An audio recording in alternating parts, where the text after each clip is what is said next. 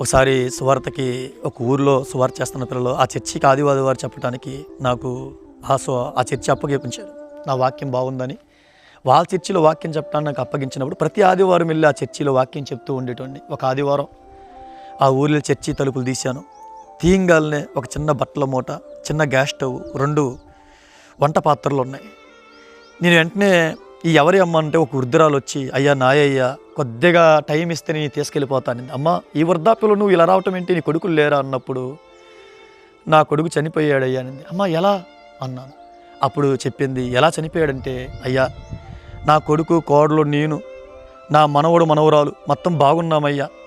మధ్యలో నా కోడలుండి నీ తల్లి ఇక్కడుంటే నీతో కాపురం చేయననగానే నా కొడుకు వెంటనే అమ్మా నీ కోడలు నాతో కాపురం చేయనన్నింది, నువ్వు ఎక్కడి నుంచి వెళ్ళిపోమ్మా, నువ్వు వెళ్ళకపోతే మా కాపురం పొయ్యేలా ఉందని చెప్పేసి నన్ను ఇంట్లోంచి వెళ్ళిపోమన్నాడయ్యా.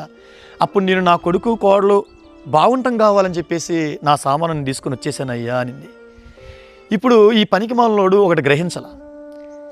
ఇన్నాళ్ళు నా తల్లి కానీ నా భార్య కానీ అత్తా కోడలు తల్లి కూతుర్లు కలిసిపోయి బాగున్నారు, మధ్యలో నా భార్య ఏంటి ఒక్కసారిగా నా తల్లిని ఇంట్లోంచి వెళ్ళిపోమంది అని ఆలోచించకుండా వెంటనే తిరగబడి ర్యాష్గా మాట్లాడుతూ ప్రవర్తనలో ఏదో మార్పు జరుగుతుంది అని ఆలోచించకుండా వెంటనే కామానికి లొంగిపోయి, మీరు చూడండి సహోదరులారా, భార్య లోబడేటప్పుడే తన సంతోషం మనకు, తనతో సంతోషం, తనతో సరదా, తనతో ఆనందం.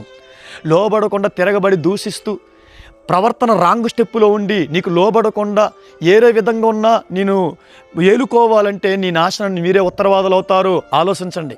ఈ స్త్రీ కూడా ఫస్ట్ అంతా బాగుంది, అత్త కూడా కూతురులా చూసింది, ఇద్దరు బాగానే ఉన్నారు. మధ్యలో అత్త ఎంత ప్రేమించిన వెంటనే నీ తల్లి ఇక్కడి నుంచి పంపించే బయటికి, లేకపోతే నీతో కాపురం చేయడానికి కొద్దిగా కూడా ఆలోచించకుండా తల్లిని గెంటేశాడు.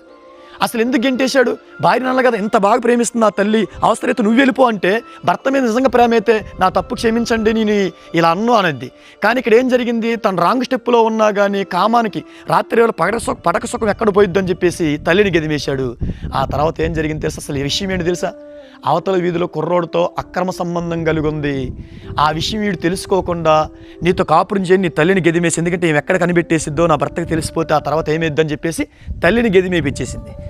ఆ తర్వాత ఈడేమనుకున్నాడు, పర్లేదు నా పడక సుఖం బాగానే ఉండిద్ది, నా భార్య నాతో నా కామ కోరికలు తీర్తే చాలనుకున్నాడు తప్ప వచ్చే ప్రమాదం గ్రహించాలి. ఆ తర్వాత ఏం చేసింది, అవతల కుర్రోడితో తల్లిని గెదిమేపించిన వారానికి వీడిని లేపిచ్చేసింది. ఆ తర్వాత తల్లి ఏడుస్తూ చెప్పింది, ఎంత పని జరిగిందయ్యా, ఇదయ్యా జరిగిందన్న ఏడుపు వచ్చింది. గమనించండి పిల్లలారా, భార్య లోబడితే ఆనందం, తిరగబడితే నాశనం అవుతారు. అప్పుడు కూడా ఏలుకోవాలనుకుంటే గుర్తుపెట్టుకో.